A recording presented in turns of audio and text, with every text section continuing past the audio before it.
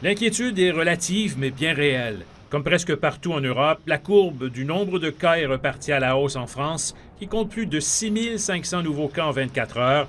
C'est 50 de plus que la veille, mais moins que le sommet récent de 9000 cas.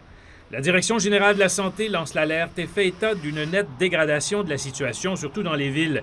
91 nouveaux foyers de contamination ont été détectés depuis hier. Il circule, ce virus, et des milliers de cas par jour, c'est beaucoup. Donc oui, c'est forcément de ce point de vue-là préoccupant. Mais si certains Parisiens s'inquiètent, d'autres sont d'avis qu'il faut bien continuer à vivre. C'est vrai que c'est pas rassurant. Maintenant, voilà, il faut quand même continuer à vivre. Je ne sens pas une peur autour de moi. Je veux dire, si je dois avoir le coronavirus, je l'aurai. Après tout, c'est pas... Voilà. Je pense que les gens prennent les choses à la légère.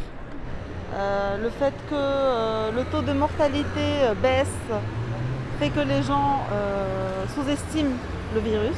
Comme un peu partout sur la planète, on note que le coronavirus est toujours aussi contagieux, mais il tue moins, car ce sont les plus jeunes qui l'attrapent actuellement.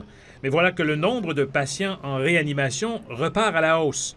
Le taux de positivité, le nombre de cas positifs par rapport au nombre de personnes testées, poursuit sa croissance à plus de 5 maintenant. Et on annonce le déploiement de tests de dépistage rapide cette semaine. Ces tests dits antigéniques repèrent les protéines du virus en quelques minutes à partir de simples prélèvements dans les narines. En parallèle, le gouvernement étudie maintenant la possibilité de réduire la période de quarantaine de 14 à 7 jours pour les cas de simple contact avec une personne testée positive. Plus de 30 000 personnes sont décédées depuis le début de l'épidémie en France.